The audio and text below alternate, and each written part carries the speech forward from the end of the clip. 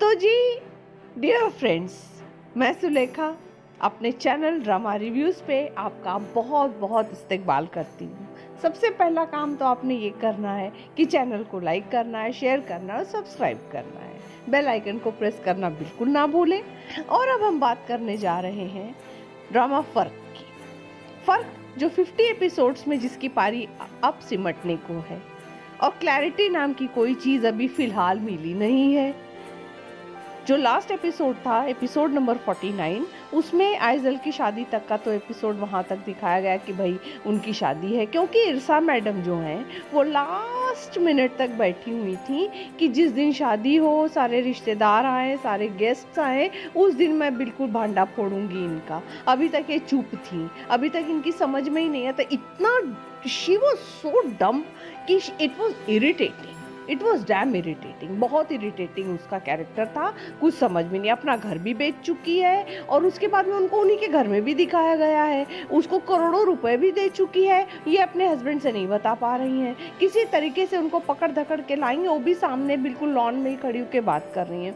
दो तीन चीज़ें बिल्कुल बिल्कुल कुछ समझ में ही नहीं आया कि कमाल साहब इतने रिच हैं, अल्ट्रा अल्ट्रा रिच हैं, जिनकी वाइफ करोड़ों रुपए दूसरों को ब्लैकमेल होते समय दिए दे रही हैं, और उनकी वाइफ और उनकी बेटी तैयार होने के लिए एक इतने ऑर्डिनरी पार्लर में जा रही हैं जहाँ 4 और लोगों का मेकअप हो रहा है। दैट इज सो सो सिली, है ना। इनको जो है जो उनके लेवल का स्टैंडर्ड का जो दिखा सकते थे वो तो कुछ भी नहीं दिखाया है। और जो शादी के लिए इतना ज़्यादा चिल्लम चिल्ली कर रहे थे मिस्टर कमाल की, ये होना चाहिए, वो होना चाहिए, प्रोटोकॉल होना चाहिए, वो तो एक ऑर्डिनरी बच्चे की बर्थडे पार्टी उससे ज़्यादा अच्छे से लैविश तरीके से हो जाती है आजकल। तो बिल्कुल it was very very ordinary.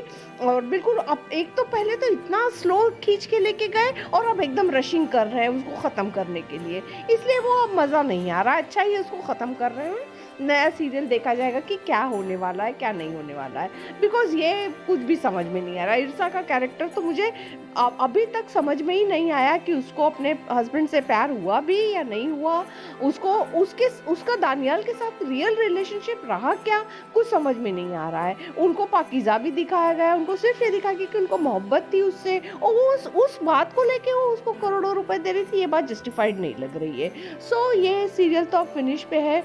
उसमें मुझे जो पर्सनली बेस्ट कैरेक्टर लगा वो आइज़ल का लगा। एक तो वो एक्सट्रीमली ब्यूटीफुल है और उसके बाद में उसने काम भी बहुत अच्छा किया है, और पुप्पो भी आ गई तो चलो ठीक है। और एंड शादी के दिन इनकी बहू गायब है घर से, और वो एकदम को तुम कहाँ गई थी, दैट हु डज दैट, किसके घर में शादी और वो सुबह से गायब रहता है और उसको कोई पूछता नहीं है। और एज अ हस्बैंड तो कमाल इज अ कंप्लीट फ्लॉप।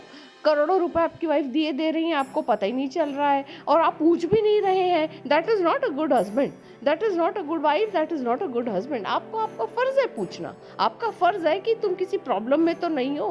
पैसे दे देने से आपके फ़र्ज़ अदा थोड़ी हो जाते हैं। सो डियर फ्रेंड्स, जो ये है फ़र्क जो इसका जो है फ़र्क ड्रामा अब समझिए ख़त्म पे है।